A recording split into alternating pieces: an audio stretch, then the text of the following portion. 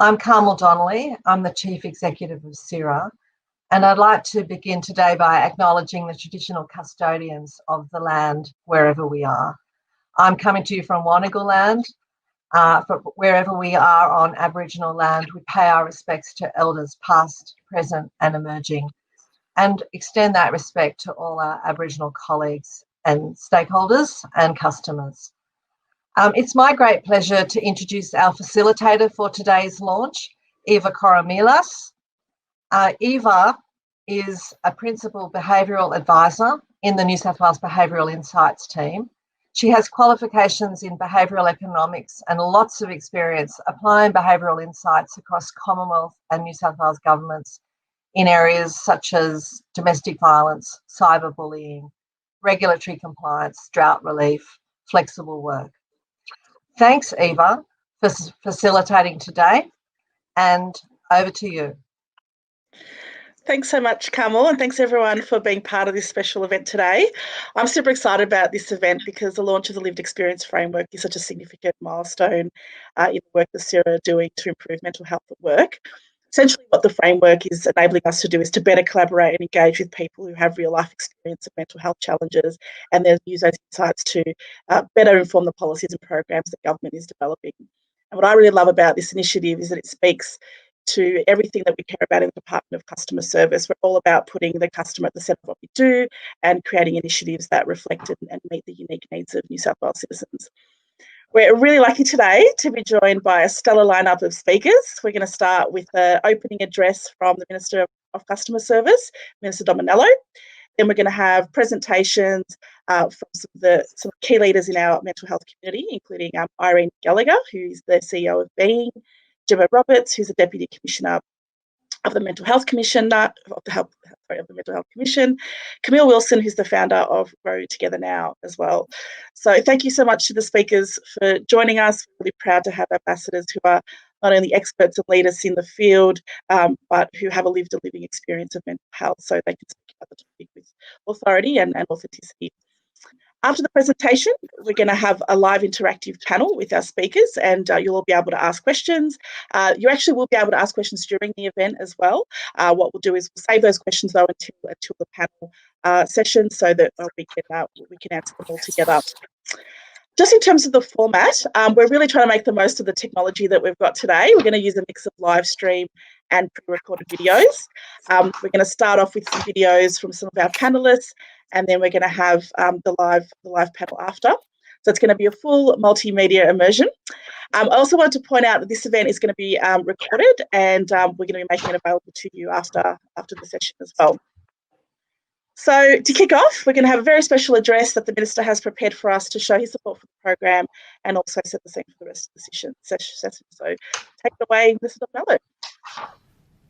It's great to be here today to open this launch event for the Mental Health Engagement Framework, especially during Mental Health Month. I begin by acknowledging country, and I pay my respects to elders past, present and emerging. And I'd like to thank you all for attending this launch and extend my deep gratitude to the people from the Mentally Healthy Workplaces Recovery at Work Reference Group for their enormous contribution to the development of this important framework. Now, in building a customer-centric government, feedback from citizens is everything. This framework enables government to engage with people who have experienced mental health challenges, that is, people with a lived experience. As the framework has been informed by people with lived experience, I'm confident that it will support government to seek out and act on feedback to inform policy, services and tools that will better meet the needs of communities and individuals. I commend CIRA and our outstanding Department of Customer Service for leading the development and implementation of this strategic framework, with a commitment to continue building genuine and innovative engagement with our great citizens. Now, finally, I'd like to invite you to have your say about your mental health during COVID-19 via the New South Wales Government consultation, which is now open on nsw.gov.au. Fantastic, thank you, Minister. Now I'm very pleased to introduce you to our first presenter today, Irene Gallagher. As I said, Irene is currently the CEO of Being, which is the peak organisation representing people living with mental health issues. Her organisation connects government with people who have a lived experience of mental health. So very lucky to have you here today, Irene, and I'll hand over to you now. Good afternoon, everyone, and a big congratulations to the team at CIRA and the reference group for their work in developing the lived experience framework. I would like to acknowledge the traditional custodians of the lands we all come from today and pay my respect to elders past, present and emerging. And it is timely at events such as this that we acknowledge people living with mental health issues. The collective consumer survivor wisdom and voices are key to such days as today. I am a person who lives with mental health issues and suicidal thoughts on a daily basis, so I'll tend to use language such as living experience rather than the past tense of lived experience. But it is a timely reminder that language has a diversity of meaning to each of us, and it's important to remember this as we journey through our discussions today. So the question is, how do we improve outcomes for people living with mental health issues, and what do we need to avoid? We have so much to learn, and we have everything to gain by collaborating with people who live with mental health issues, and we have so much to lose by not doing so. We cannot underestimate this intrinsic wisdom that people living with mental health issues bring to the table, particularly the many who are experiencing mental health issues right now. We're really fortunate in the mental health sector to embrace what we call peer workers, people who live with mental health issues employed in paid, full-time and part-time work. And this is the foundations of the organisation I work with. So Being Mental Health Consumers was inaugurated in 1994 as the peak body representing the voices and perspectives of people living with mental health issues. Our organisation was recognition by the New South Wales Government of the importance of working with people living with mental health issues to ensure that systems and services were designed and developed in such a way which helped in individuals' recovery. So 26 years later, our organisation operates as what we call a consumer-run organisation. That means that all of our staff live with mental health issues. We run programs which support people to find hope and healing and recovery. And our staff find meaning in the work they do, and this in turn supports their own growth and recovery. So we are the evidence that people living with mental health issues can and do live a meaningful and contributing life, and we can and do work effectively if workplaces have positive and healthy workplace cultures. I'm frequently asked as a CEO of a consumer-run organisation, what policies and processes have you implemented in your organisation that specifically cater to employing staff living with mental health issues?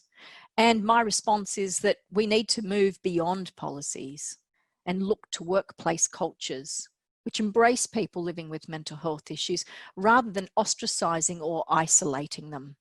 Statistics show a whopping 92% of serious work-related mental health condition claims are attributed to work-related mental stress. And such figures indicate that something is seriously wrong with our system. We need to find a solution, and we need to find one pretty fast. So what do we do? Well, I say let's start creating. Let's acknowledge that workplaces can contribute to poor mental health. We spend so much of our time at work.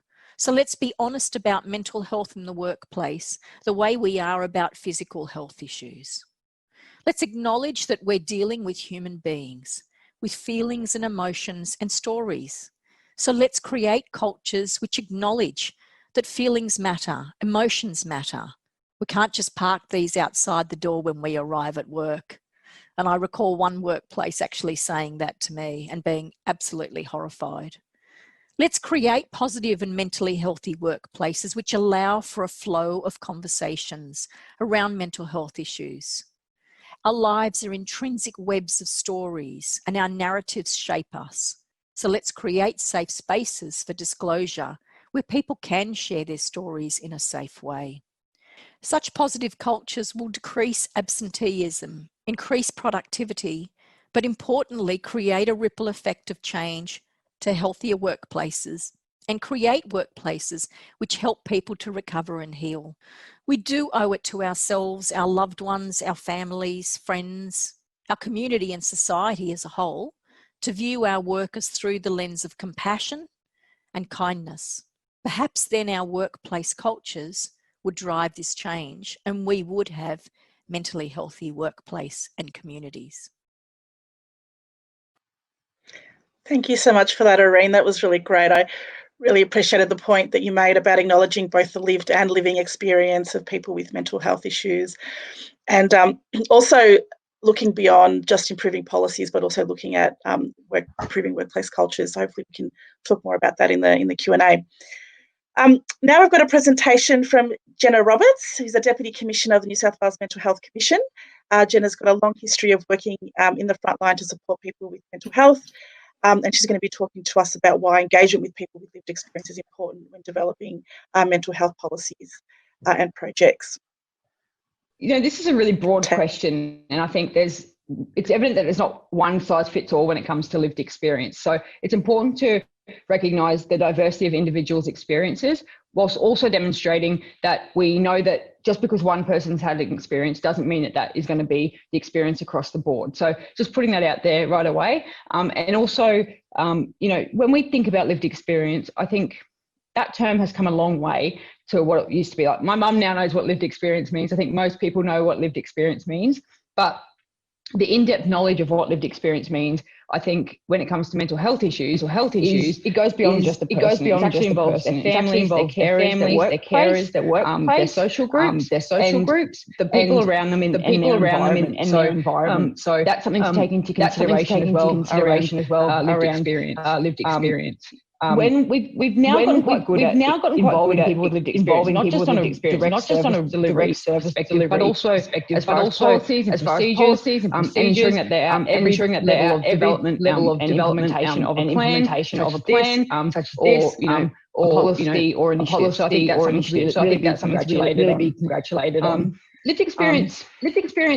People with lived experience often have really practical examples or ideas about how they can better improve a service or an industry. And it's now with spaces like this that we give them a bigger voice to be able to have that experience actually mean something. So people don't get involved in things from an advocacy perspective because everything. Often people go, I've had this experience and I don't want anyone else to have it. So I want to be a part of advocacy or sharing my story, so that in the hopes that others don't have to go through the same things that they went through. So if we take that as part of our ideal, and when we're going into things like this, it's important to recognise that to be solution focused, but that's often coming from a place where things haven't necessarily been as good as they could have, but that some of the examples that people give or ideas of solutions can actually be so practical and easy to implement that we often think, oh my gosh, like how did I not think of that? And one of the examples I'll give is when I was working in a mental health unit, one of the things that the people who were in there at the time were really passionate about was having a fruit bowl. And everyone had always said, no, we can't do that. And, it's too hard to organise, and the kitchen doesn't have fresh fruit all the time. So we came to the solution of getting a way to have a fresh fruit bowl. And people felt heard, but more importantly, their nutrition was better. It was a place where people often came at about morning tea to grab a banana or a piece of fruit and have a chat. One small thing like that was actually able to lift the mood and the experience the people there at the time. And then not just that, it bettered it for the next lot of people who came through. So that's a practical thing and not necessarily in this space, but it is something where people with a lived experience came up with a solution to something, which was they were eating a whole heap of junk food on their breaks, and nutrition wasn't necessarily as best as it could be, but that their choices weren't there either. So, sometimes there's not always a practical solution. Sometimes it's about having a conversation, and sometimes it's about, listening to the experience and validating that. But other times it is about saying, how do we get that fruit bowl in the mental health unit when the kitchen doesn't have fruit, and working through those solutions. So, I just want to put it out there that it doesn't always have to be this huge, big, unachievable thing. It can be something really practical. Another thing, I guess, is acknowledging that, I spoke about diversity and lived experience before, and it's something I'd like to touch on again, in the fact that not all workforces and workplaces are the same. I'm coming to you from Wiradjuri land in Wagga Wagga, and it's important to recognise that different parts of your workplaces or organisations or businesses often have a really diverse range of people there, and that their experiences might actually be different. So, not to have the one solution for everybody, but also to acknowledge that if you don't go and ask somebody about what their experience is, you won't ever know. And it's about approaching that with respect and dignity, but also be willing to listen and hear their perspective so that you can move to that journey of wellness for everybody. I'd really like to thank everybody for the opportunity to do this, and really push the importance of having lived experience at every level of what we do, and not just as part of a committee that you can tick a box and move on. So thank you very much. That was great. Thank you, Jenna. And sorry, Jenna and everyone, for that sound issue that we had there. I think we've fixed it now. I really love the point you made, Jenna, about the importance of not overlooking the small initiatives that you can do, because often we always look for kind of what's the biggest, most impactful, seemingly impactful thing we can do when we're trying to affect change. It reminded myself of an experience that I had. I was in the UK and I met with the What Works Centre for Children's Social Care, and they look at improving child protection outcomes for children. And I was talking to them about some of the projects they were doing, and they were saying, they were running all these randomised control trials, testing all these things. And I was asking them, what kind of initiatives were you doing? And they were expecting them to be talking, to tell me about these really meaty initiatives that they were testing. And they said, oh, well, yeah, we've just finished one trial where we tested having a coffee machine in the kitchen for childcare workers. So it was part of, how do we improve the well-being of childcare workers so they can then be better placed to deal with all the challenges of their work. So, and this is the What Works Centre for Social Care. So, really powerful, and 100% agree that you can't sort of underestimate the impact of the small initiatives. Now, I'm pleased to introduce you to our third presenter, Camille Wilson. Camille's the founder of Grow Together Now. Her organisation works with other organisations to drive systemic change within workplaces, and using the voice of people with lived experience to inform the development and design. And Camille's going to talk to us a bit more about the lived experience framework. Before I hand over to Camille, I did want to give you a bit of a safety message, just to say that if any of the content today affects you, please make sure to reach out for support if you need it from a trusted person or via phone support like Lifeline Being or Beyond Blue. Take it away, Camille. Thank you.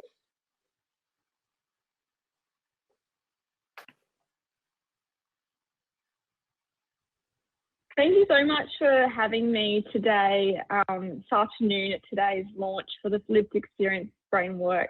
I'm really excited to be here, and as part of the reference group for Lived Experience under CIRA, I'm excited to kind of share with everyone a little bit about the development of the framework, and as a lived experience person, how we kind of contributed to that development of the framework. So I wanted to start out today by sharing a little bit of a story of what my first experience of sharing my lived experience of mental health. And it was the kind of first time I'd been asked to speak at a public event. And it was a few years ago now, and it was an International Women's Day event. And I was speaking alongside about 4 other women who were doing quite similar pieces of work, but they were all kind of on all different little topics. And at the time, I was in my very early stages of when I founded Grow Together Now, where I work in changing how we see mental health in the workplace. But also at the time where I would say I was still very much in the recovery phase of my mental illness. And so upon accepting the event, I hadn't really planned to share my story. I had not done it before. I hadn't really kind of thought about it much. I didn't also plan that much for the talk. I was kind of just going in there with my spontaneity hat on. But when the event started, the woman who went straight before me was talking about her lived experience of workplace bullying. And I remember sitting there on this panel stool, watching this strong, confident woman share this really challenging story about what really happened to her in her workplace, about workplace bullying. And I watched her the entire time operating in this strength and confidence. And so I was internally sitting there thinking to myself, come on, Camille, you can do this. Share your story, it will help others. And what you'll hear time and time again from many people with lived experience and mental health challenges is that a lot of the time, we really only want to share if it'll improve something, which in turn, of course, we hope that it will help someone else who might be going through the same thing or will go through the same thing in the future. So I remember the whole time being unwell when I was going through my challenges of mental health. I really thought to myself the entire journey, if I get through this, I really want to help the next person. So in that moment while I was sitting on this tunnel stool and I sat there and watched this other wonderful person share their story, I felt this compelling opportunity to share my own story for the first kind of official time in a public arena, in the hope that I would help someone who might have been sitting in that audience or who might have seen it on the live stream that we did. But of course, if anything, as anyone would know, I had this incredibly surge of confidence sitting there thinking, yeah, I'm going to totally do it, until that microphone hit my hand. And very quickly, it went a little bit pear-shaped inside my mind. And I remember really clearly looking out at this audience. I mean, it wasn't a big audience. It was about 30 or so people. And my heart just completely stopped. And very, very quickly, I went into a panic attack. Now, for anyone who doesn't know the experience of panic attacks, not many people actually even notice you're going through one. It's not obvious that someone's going into a panic attack, unless, of course, you tell someone, hey, I'm going through a panic attack.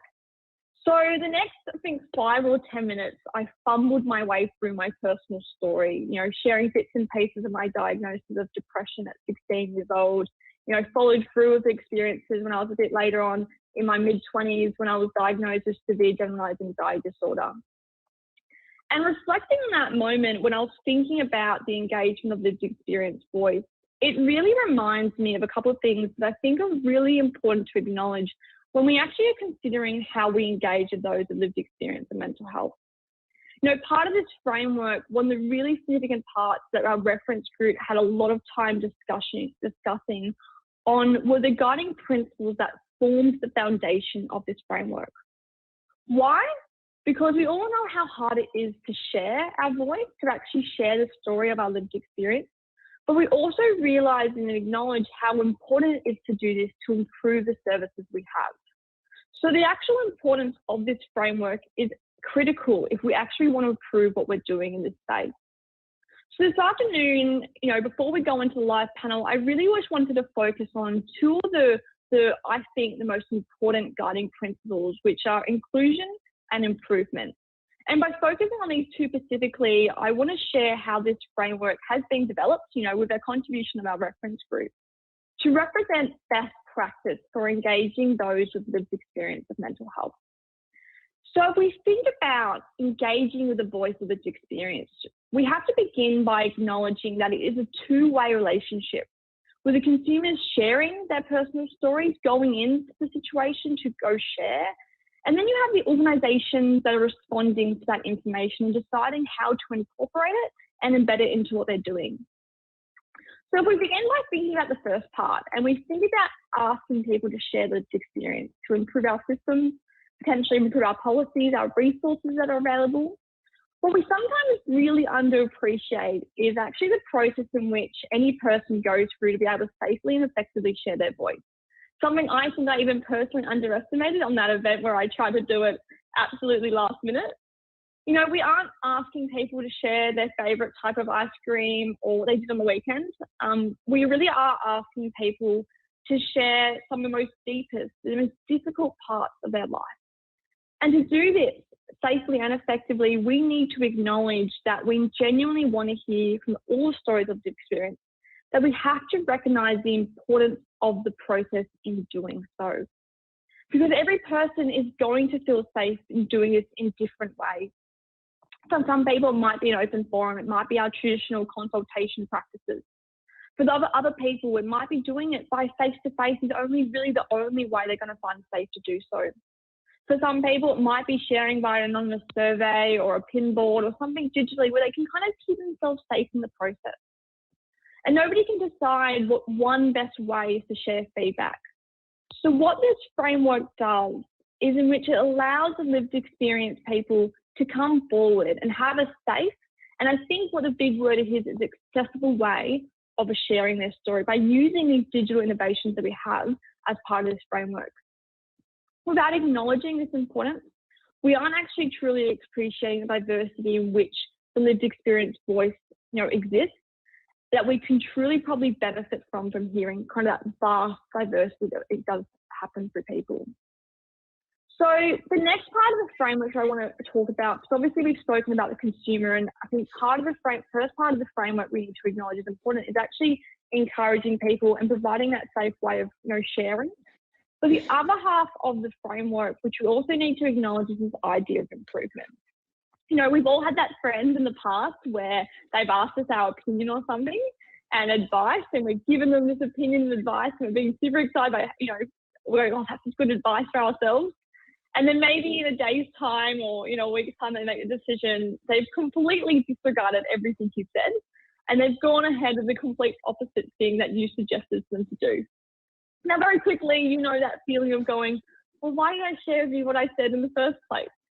And although obviously there's lots of reasons why your friend might have done that, I think this concept really brings this idea that if individuals are sharing their lived experience with us, that we need to appreciate as organisations there needs to be considerations of what best practice looks like in that returning relationship from the organisation or the entity who's asking for that information. So what this framework does in the second half, and the really second prerogative of it, is that it really allows us to genuinely consider the reciprocal relationship that exists between consumer and the organisation. For example, is the leadership team authentically committed to incorporating lived experience voice?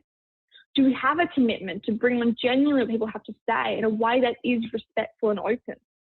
Have we actually also, I think a big thing we forget about doing is, have we ensured the individuals who are sharing these, deep personal stories have a clear idea of where their personal story will actually go? How will it matter? What will it actually improve? Taking a mindful and best practice approach and engaging with the experience voice is how we are going to genuinely improve our systems, our policies, our resources, that we're actually trying to make sure meet the mark in our workplaces and communities. So what I think what this does, the framework, and what I'm really proud of is that this framework provides one of the first actually ways of looking at what best practice is and how we authentically actually embed the lived experience voice, not only to actually, support our systems and policies significantly, but really playing that flow-on impact to those who are the recipients of those systems and policies and resources through the improvement of what we didn't know before we asked those who actually have been through the process we're trying to, improve in the first place. And to finish up, I guess my part of my role as a lived experience reference group, I feel incredibly privileged to be able to actually share lived experience voice. And through the work that we've done, we know this framework isn't just a nice few words on a piece of paper, isn't just a pretty document that we produce. It is a genuine approach in improving the way we've engaged with lived experience of those in mental health in a way that we know will matter.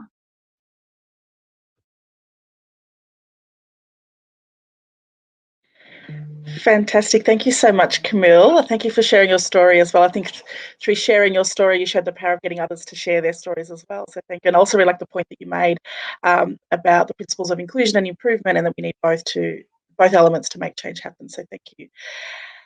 Now we're ready for our live Q&A. So thank you to those who started sending questions through. You can keep sending us questions as we get the live panel underway. We've got our speakers. So we've got Carmel, Jenna, Irene, and Camille, who are on the panel today.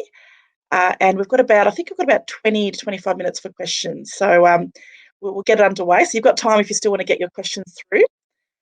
Perhaps kick off with the first one. Okay, what's my first question here? How about we go with how well has CIRA's clients, members embraced this framework? Who from the panel would like to answer that question first?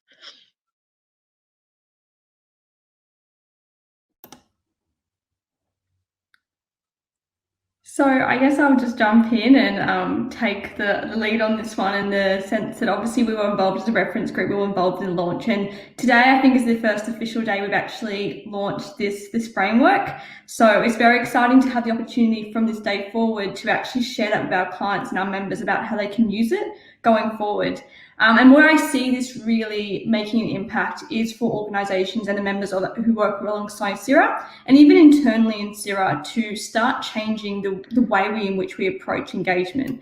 And that was the whole premise of why we built this framework, because we felt there was a huge gap in this, in what people were doing in engagement of lived experience. And I think this provides a really tangible way for people to actually start approaching the topic. So there's lots of elements to it, and I won't go into too much detail now because I'm sure we have a lot of opportunities to do so. But I think definitely it will be really around taking what we've taken from this framework, which I think particularly tangibly one of the biggest things is that multimodal engagement method. So not looking at just traditional consultations, but looking at digital innovations, looking at different ways of actually engaging. I think will be a big part that people will take away from today's framework launch.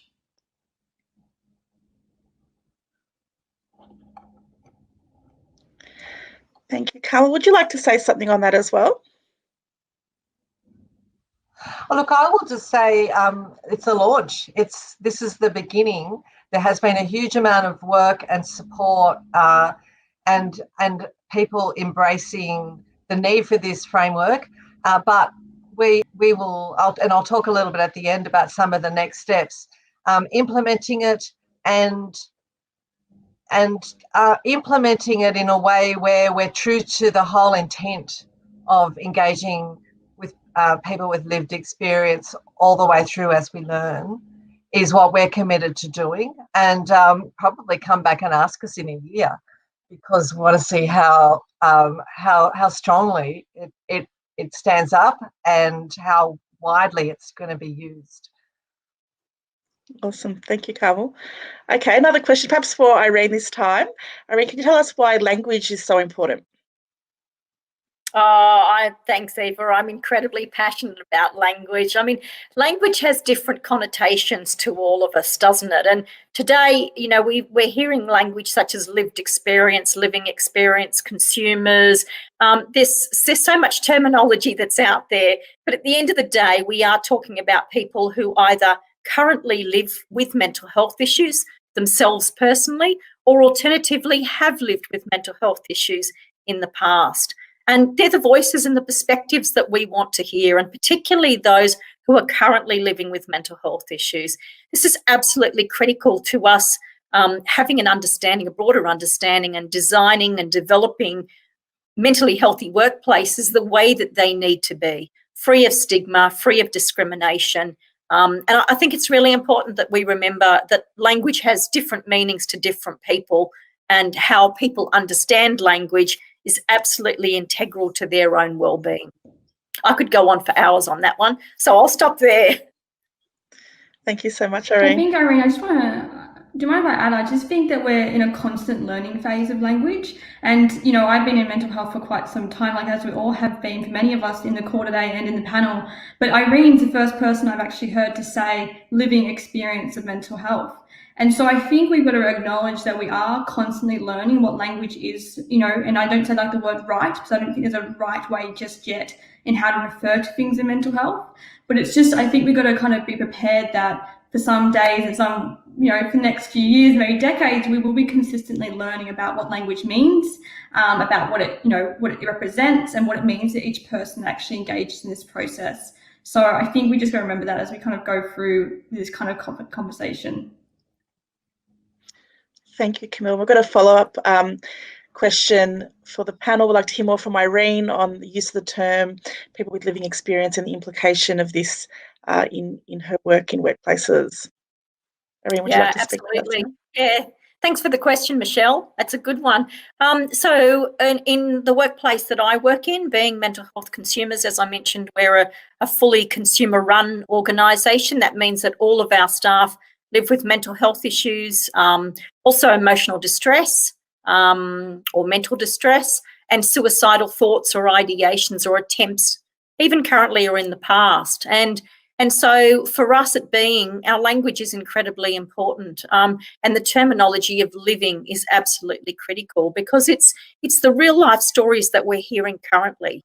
It's the situations that people are currently experiencing in their workplaces. As I mentioned, that stigma, and we don't like to talk about sort of a dirty word such as discrimination, but we know that discrimination does exist in some workplaces. And we certainly do hear from people at Being mental health consumers who either have or currently are experiencing discrimination. And tends to pan out in the form of bullying, or tends to pan out in the form of quite stressful and distressing situations. So that living experience is absolutely critical. And for organisations to start understanding that if we have 1 in 4 people who currently have a diagnosis of mental health issues, who are currently experiencing mental health issues, that means if we have 100 people in our workplaces, minimum of 25 people in our workplaces currently are living with mental health issues. They're real statistics that we have to understand, and real statistics that we need to understand, that we do have people in our workplaces who live with mental health issues. Let's grab this. Let's have an understanding. Let's really create these mentally healthy workplaces, positive places where people can work and recover in their workplaces and heal from their past traumas, their mental health issues, just be in really supportive spaces. I hope that's answered the question for you, Michelle. It's another one that I could probably go on with for quite some time. That was great. Thanks, Irene.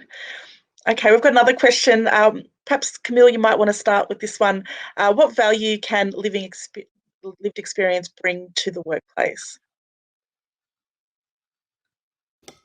So there's lots of things that living experience can bring to the workplace. And I actually think Jenna really beautifully touched on this in her presentation earlier when she spoke about the fruit bowl. Because it's really funny, we actually use the fruit bowl as a way of explaining what we do wrong sometimes in mental health, really interestingly. But I just love that Jenna's, she reframed that. She reframed it from a tokenistic fruit bowl, which is what many workplaces kind of refer to or use, to actually being quite a meaningful fruit bowl, of having a conversation and going to the fruit and grabbing a piece of fruit and chatting to a colleague.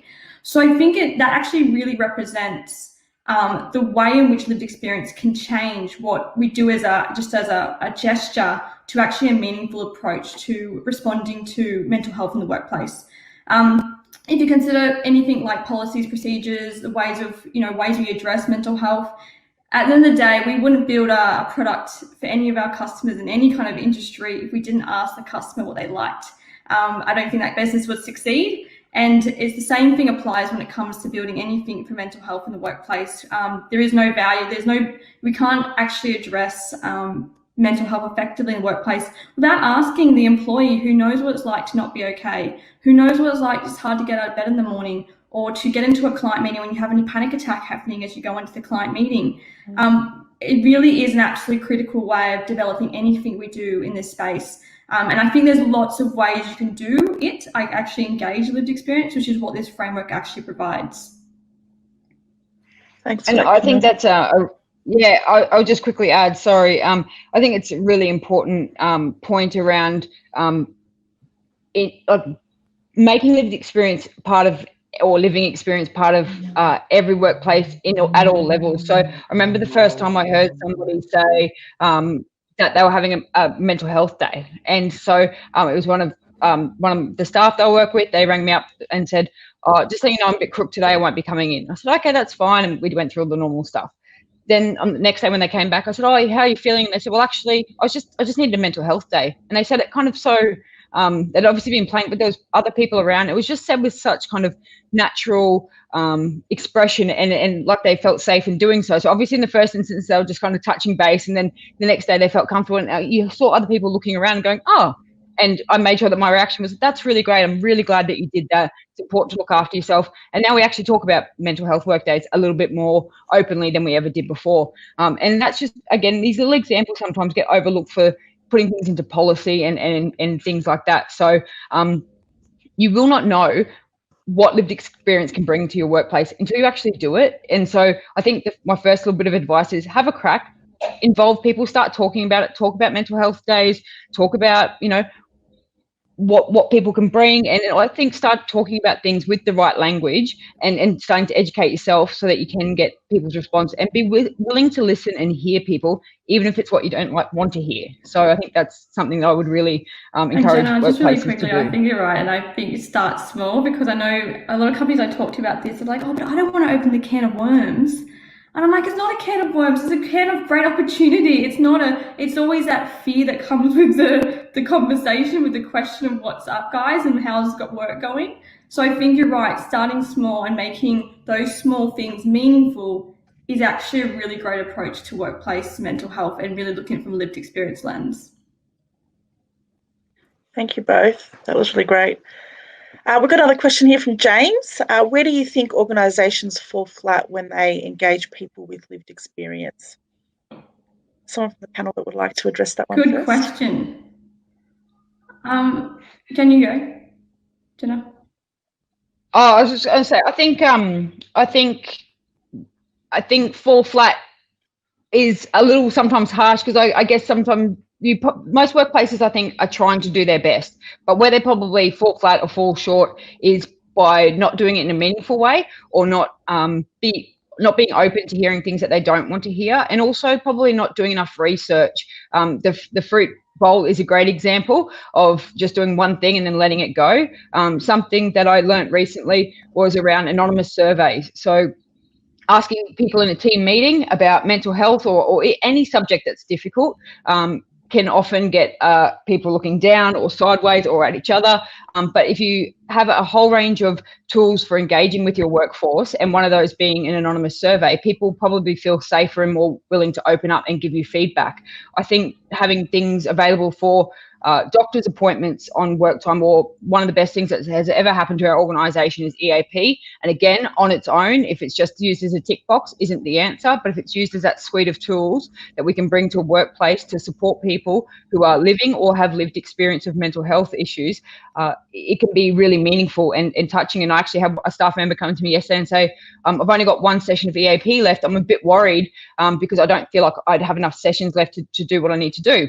I said, not a problem. Let me call up the EAP people and we can authorise more. And they're like, really? You can do that? I said, yeah, of course we can. If you need these sessions, we want to make sure that you have the sessions that you need to get the support you need. And they went, oh, I thought that was going to be a big, like, I didn't know that you could do that. I thought I was going to really have to beg and plead. I said, no, not at all. I said, they just put this base on it and then we can authorise more. Oh, and they came back to me about an hour later. I really appreciate that. And for us, that's a really small token to be able to support somebody through a difficult time. But, for them, that meant a lot. So I think just making sure that you're open and willing to go the extra mile, but also researching and knowing what you have available to you. I just want to add to that as well. I think that authenticity is a huge one, and actually is one of the guiding principles for the framework. But another guiding principle, which I think is an extension to that, is actually transparency. And it's this idea of being very transparent of why we're asking the question and where we want it to go. Because I think, even as a lived experience person, we can have lots of, blue sky thinking as well about what we want to achieve by sharing our story. So the organisation or the entity that's actually hosting the engagement needs to be quite upfront and honest and transparent about where they hope that to go, the actual information is to go. And I think this plays a big part in organisations to do it authentically in the first place by actually following up in a real and genuine way. Thanks for that. Okay, I've got a question here from Carly. Is there the consideration to incorporate lived experience into the management of psychological injuries in the workplace, like workers' compensation? Well, Eva, I might take that one. And it's a very strong interest from CIRA as the system steward and regulator for workers' compensation. We really believe that there's a lot of improvement that needs to be made in terms of managing psychological injuries. And it's so important that people can recover at work and so important for their well-being to be able to participate in work and community, to have the right supports. I think there's a lot of good intention out there, and back to Jenna's point, needing to build a framework and tools so that people know how to do it. Sometimes it's as simple as having the confidence to ask the person rather than just do what you've always done.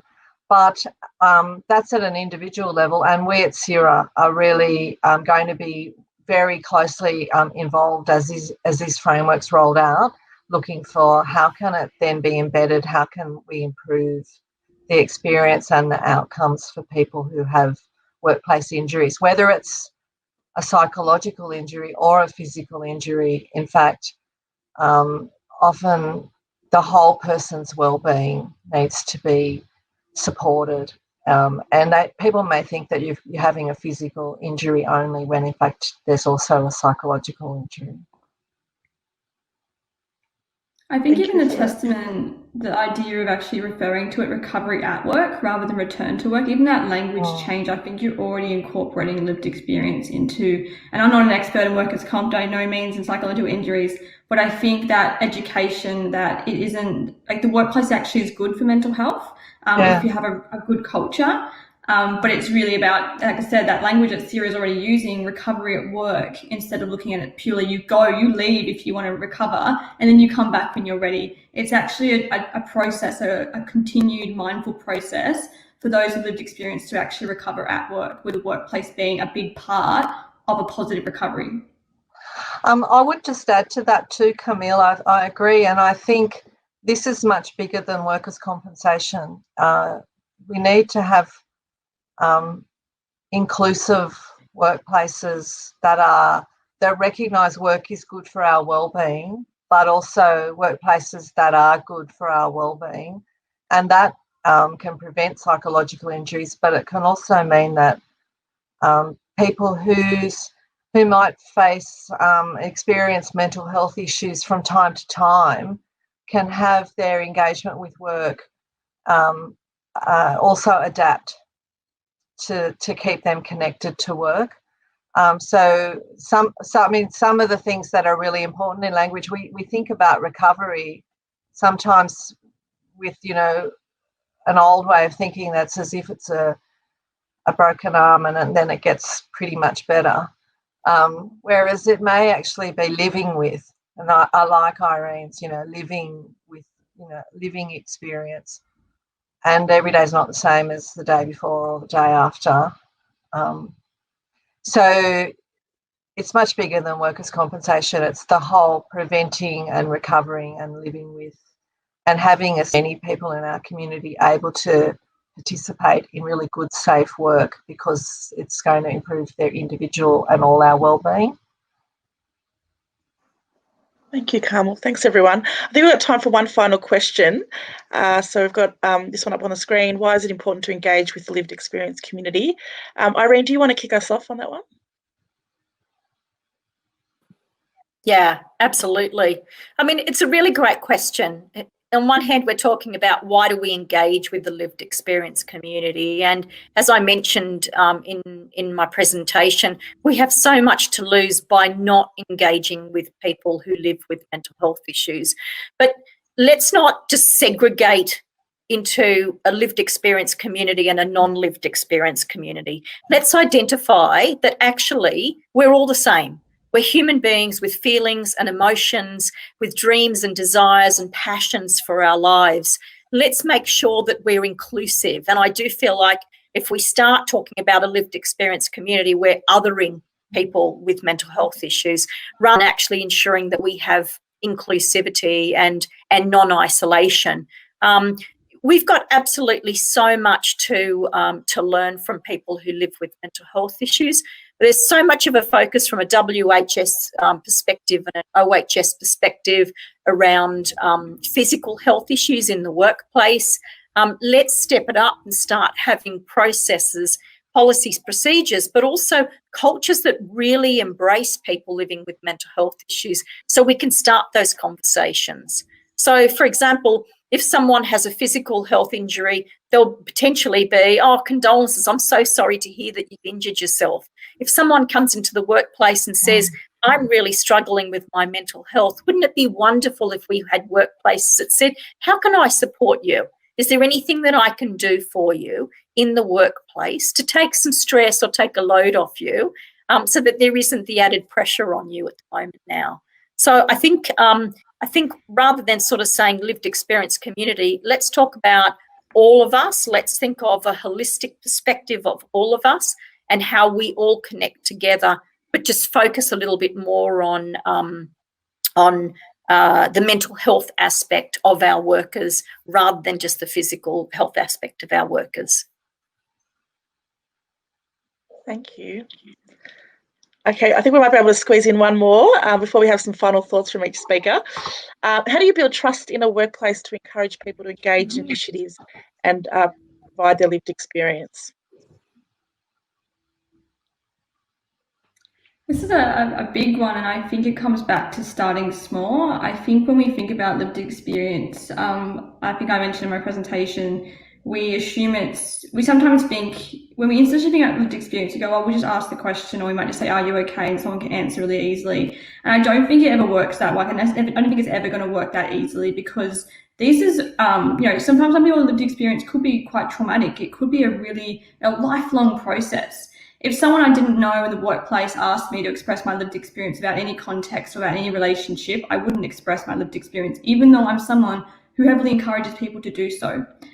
Those who I do share that information with is people I definitely trust, and that isn't through necessarily forcing a conversation about mental health. It's actually by building a relationship through care, through just genuine actually showing of someone that they want to support you in the workplace outside of necessarily just mental health as a topic. So as Irene said, asking, if I say I'm stressed about this client, actually genuinely trying to support me deal with this client. Maybe, switching around people portfolios or getting extra support or putting training in. Those ways, those actions, which we don't actually label as mental health initiatives, are in fact ways of directly and indirectly affecting our mental health or work in a positive way if we're supportive for others. So I think trust is actually built by someone starting out by expressing a vulnerability, even if it's low, it's quite a small vulnerability, such as this client is difficult, and seeing a positive response that will eventually build a relationship where people feel safe enough to say, hey, I actually suffer from anxiety, which is why that client was difficult, which is why I sometimes run late, or sometimes I need extra support in a different capacity.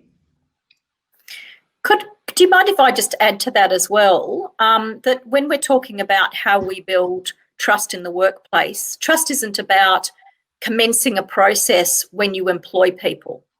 It's actually about the recruitment process. It starts right at the very beginning. And what we know from recruitment is that it's not just about our organisation, for example, interviewing someone. It's about the applicant also assessing their suitability if they feel like we're a really good fit for them. One of the questions that we always ask in our interview process is, being a consumer-run organisation and acknowledging that our staff can and do have mental health issues and experience mental health issues, what reasonable adjustments would you require in the workplace, either physically or for your mental health, for you to be able to undertake the role? And it's incredibly surprising how so many people who we interview say, that's the first time I've ever been asked something like that. So let's start this process before we employ people.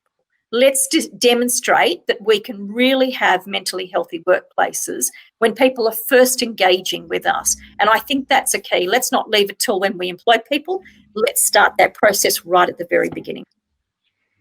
I know we're short for time, but I also think it's about visibility. So I think of a workplace that I would trust. It probably has, an ACON welcome here sticker. It's probably got something to do with their local Aboriginal community visible. Having all those other things in a workplace makes it not tokenistic things, but just visibility around having people of colour throughout their organisation and in their artwork and around, on their flyers and things like that.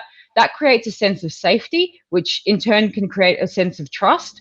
And also having people who, from everybody that a client or a consumer or anybody, depending on what workplace you're in, a customer, from the very first time they walk in the door, having people that have the information that they need to be able to support that person. And that includes people with mental health issues or have a lived experience. But I think it's more than just putting a box around mental health. It's about people's mental well-being. And we know that vulnerable populations have a higher experience of mental health issues. So if that workplace is doing initiatives across the board, to include Aboriginal people, culturally and linguistically diverse people, LGBTI people, then there's probably a good bet that they're doing something in that mental health workplace, workforce that would be inclusive and trustworthy. And I know that's a very surface kind of initiative, but that's something that I certainly look for. And that is something that we try and build as a place of trust and safety for all. Great. Thanks, Jenna. Okay, I think we've got just a little bit of time left for final thoughts from the panelists. So if I could give you all maybe perhaps 30 seconds, could you answer the question, what progress would you like to see in 12 months in this area? Perhaps Carmel, did you want to go first?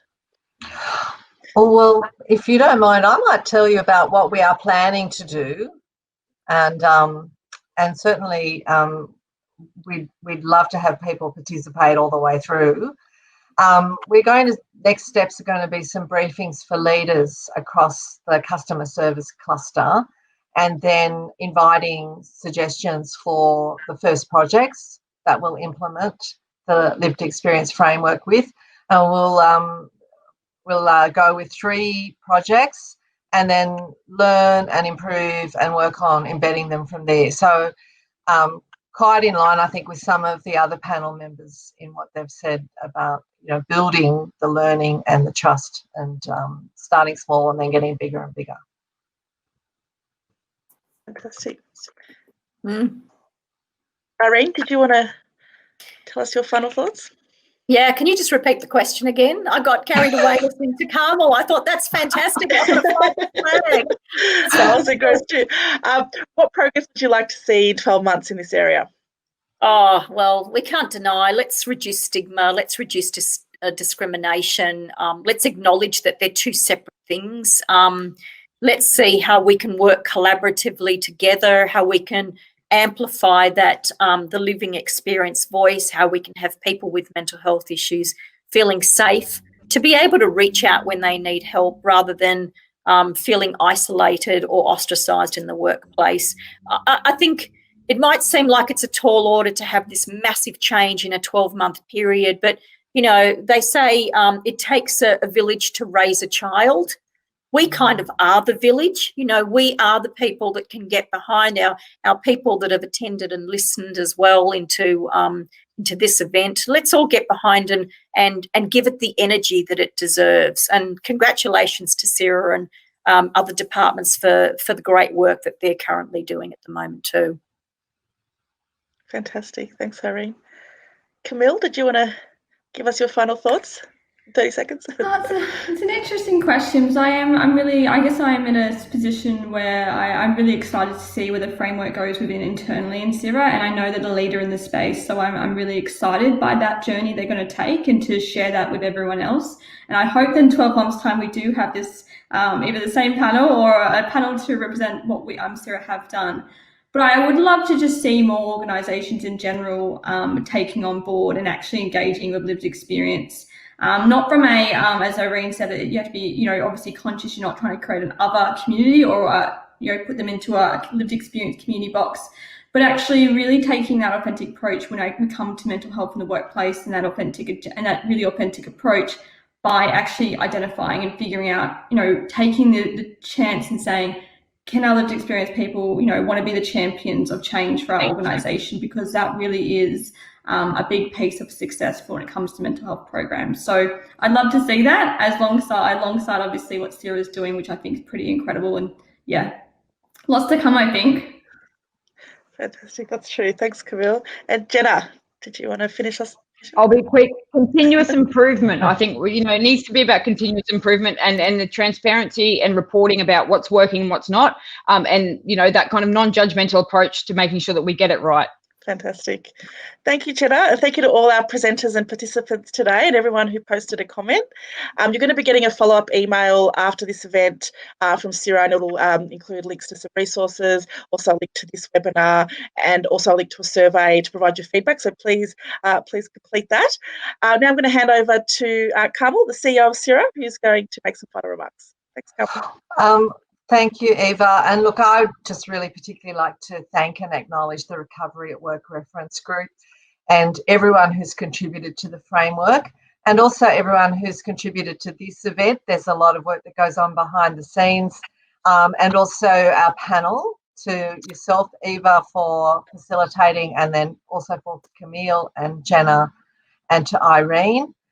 And thank you to everyone who's joined us today for this event. Thanks for your interest. Stay tuned and take care.